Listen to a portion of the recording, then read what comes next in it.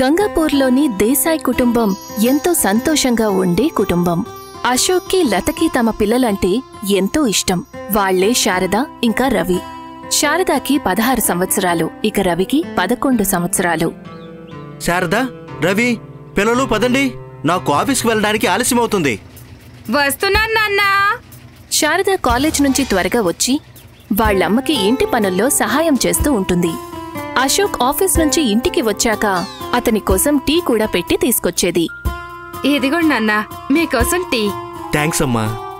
అమ్మా, నేను రియా వాళ్ళ ఇంటికి వెళ్తున్నాను, గంటలో తిరిగి వచ్చేస్తాను. సరే అమ్మా. శారద అక్కడి నుంచి వెళ్లిన తరువాత అశోక్ ఆలోచనలో పడతాడు. ఏమైంది?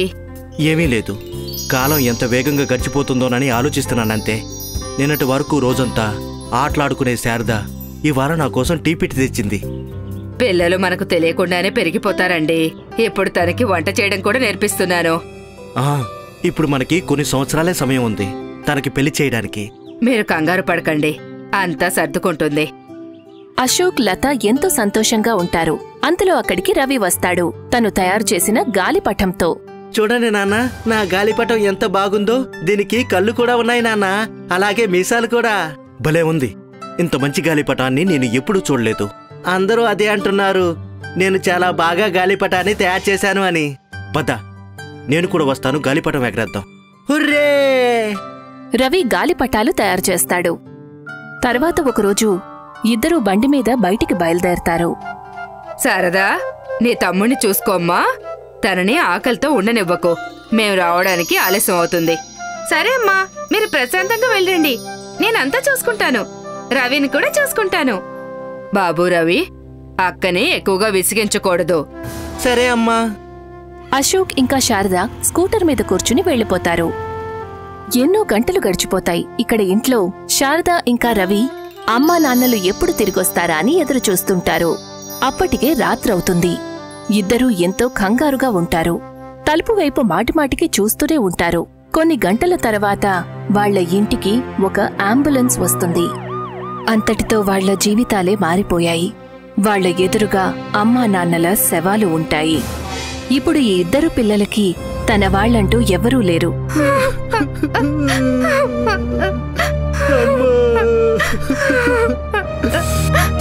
ఇప్పుడు మనం ఏం చేయాలక్క? మనల్ని ఎవరు చూసుకుంటారు? నువ్వు కంగారు పడకు, నేనున్నాను కదా, నేను చూసుకుంటాను. అమ్మ నాకు చెప్పింది. శారదా, నీ తమ్ముణ్ణి చూసుకోమ్మా. తనని ఆకలితో ఉండనివ్వకు, మేము రావడానికి ఆలస్యం అవుతుంది. ఇక మీదట నేనే నీకు అమ్మని. ఆ రోజు నుండి శారద తన తమ్ముడు రవి బాధ్యతల్ని తీసుకోవడం మొదలుపెడుతుంది. శారదకి కేవలం 16 సంవత్సరాలే. అందువల్ల తనకి ఎక్కడా కూడా ఉద్యోగం దొరకదు. అందుకని తను అందరి ఇళ్లల్లో పనులు చేయడం మొదలుపెడుతుంది. దాంతో వచ్చిన డబ్బుతో ఇంటికి కావలసిన సరుకులు, అలాగే రవి స్కూల్కి ఫీజు కడుతూ ఉంటుంది. శారద తన బాధ్యతలను ఎంతో చక్కగా నిర్వర్తిస్తూ ఉంటుంది.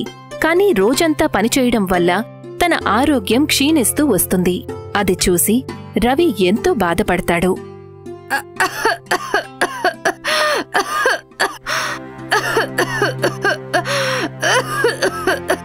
రవి ఎప్పుడూ ఆలోచిస్తూ ఉంటాడు తను వాళ్ళక్కకి ఎలా సహాయం చెయ్యాలి అని.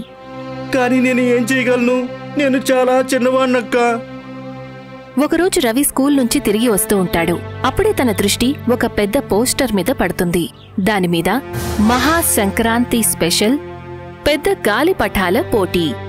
ఫస్ట్ ప్రైజ్ 2 లక్షల రూపాయలు, సెకండ్ ప్రైజ్ 1 లక్ష రూపాయలు, ఇక థర్డ్ ప్రైజ్ 50,000 రూపాయలు. అది చదివి రవి సంతోషిస్తాడు. దాని గురించి ఆలోచిస్తూ రవి సంతోషంగా వాళ్ల అక్క దగ్గరికి వెళ్తాడు. అక్క, నీకు తెలుసా, ఈ నగరంలో పెద్ద గాలిపటాల పోటీ జరగబోతుందక్క. మంచిది. అంతేకాదు, ప్రైజ్ 2 లక్షలంటక్క. ఏంటి? ఆలోచించక్క, మనం గాలిపటాల పోటీలో గెలిచామంటే మన జీవితం ఎంతో బాగుంటుంది. నువ్వు అందరిలో పనిచేయాల్సిన అవసరం కూడా ఉండదక్క. అది నిజమే, కానీ ఒకవేళ మనం గెలవలేదు అంటే? అప్పుడేం పర్వాలేదు, కానీ ఒకవేళ మనం గెలిస్తే అంతా సర్దుకుంటుందక్క. రవి అలా చెప్పిన తర్వాత శారద మనసులో కూడా ఆశ అనేది మొదలవుతుంది. తను కూడా మంచి జీవితం గురించి ఆలోచించి నవ్వుకుంటుంది. కానీ దానికోసం నాకు డబ్బు కావాలక్కా. ఎంత కావాలి? కనీసం 1000 రూపాయలక్క. అంత డబ్బా? డబ్బు నా దగ్గర ఉంది రవి, కానీ అది వచ్చే నెల నీకు ఫీజు కట్టడానికి. అక్క, నాకు తెలిసి నేను గెలవగలను. నా మీద నాకు నమ్మకం ఉంది. మనం ఈ పోటీలో పాల్గొని తీరాలక్కా. రవి ఆత్మవిశ్వాసం చూసిన తర్వాత శారద తనకి డబ్బులిస్తుంది. రవి ఆ రోజు నుండి గాలిపటం తయారు చేయడం మొదలు పెడతాడు. తను రాత్రి పగలు గాలిపటం కోసం ఎంతో కష్టపడుతూ ఉంటాడు. ఇదేంటి, నువ్వింకా తినలేదా రవి? నేను మర్చిపోయానక్క. ఈ గాలిపటానికి రంగులు వేస్తున్నాను. నీ గాలిపటం ఎందుకింత వింతగా ఉంది? ఎందుకంటే ఇది ఒక గద్ద. నేను కాగితాలన్నిటినీ అంటించి దీనికి ఒక మొహం తయారు చేశాను. చూడు. బావుంది. ఈ గాలిపటం తయారు చేయడానికి నీకెంత సమయం పడుతుంది? ఇంకా 1 రోజు అంతేనక్క. మంచిది. మరి కాంపిటీషన్ ఎప్పుడు? ఎల్లుండి మకర సంక్రాంతి రోజున. సరే. శారద రవి కోసం భోజనం తీసుకొస్తుంది. ఏది, నోరు తెరు. ఏంటి?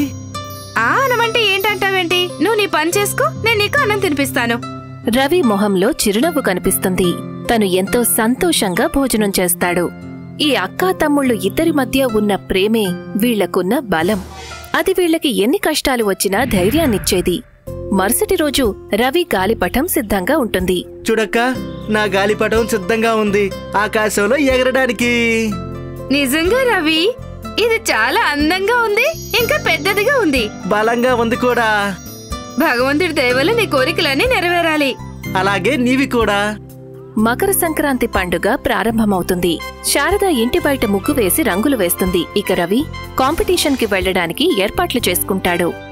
రవి, ఇంకా రెడీ అయ్యావా లేదా?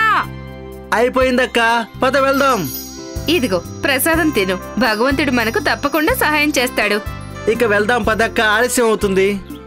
ఇద్దరూ కూడా గాలిపటాల పోటీ దగ్గరికి చేరుకుంటారు. అక్కడ బోలెడన్ని పెద్ద పెద్ద గాలిపటాలు ఉంటాయి. రవి తన పేరుని కాంపిటీషన్లో రాయిస్తాడు. ఓరి నాయనో, చూస్తుంటే చాలా గాలిపటాలున్నాయి ఇక్కడ. ఏం పర్వాలేదక్క, నువ్వు నా మీద నమ్మకం ఉంచు చాలు. సరే. ఇప్పుడు రవి తన గాలిపటాన్ని ఎగరవేయడం మొదలు పెడతాడు. అక్కడ రవి గాలిపటం కంటే పెద్ద పెద్ద గాలిపటాలు ఎన్నో ఉంటాయి. కాని ఎప్పుడైతే రవి గాలిపటం ఆకాశంలోకి ఎగురుతుందో అప్పుడు దాని రెక్కలు తెరుచుకుంటాయి. తన గాలిపటం మరింత పెద్దదవుతుంది. జడ్జెస్ ఎంతో ఆశ్చర్యపోతారు. రవి గాలిపటం ఎలా అనిపిస్తుందంటే నిజంగానే గ్రద్ద ఎగురుతోంది అన్నట్టు. రవి గాలిపటానికి ఫస్ట్ ప్రైజ్ వస్తుంది. అలాగే దానితో పాటు 2 లక్షల రూపాయల చెక్కు కూడా.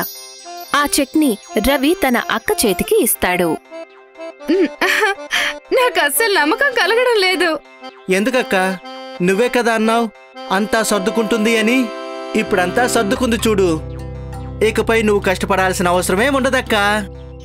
శారద తన కన్నీళ్లను ఆపుకోలేకపోతుంది. తను వెంటనే తన తమ్ముడు రవిని హత్తుకుంటుంది. రవి ఇంకా శారద చిన్న దుకాణాన్ని తెరుస్తారు. ఇక ఆ రోజు నుండి వాళ్ల జీవితాలు మారిపోతాయి. శారద మళ్లీ కాలేజీకి వెళ్లడం మొదలు పెడుతుంది. ఇక రవి తన అక్కకు సహాయం చేస్తాడు షాపు నడిపించడంలో. ఈ విధంగా వాళ్ళిద్దరూ కలిసి వాళ్ళిద్దరి జీవితాలను ఎంతో సంతోషంగా మార్చుకుంటారు.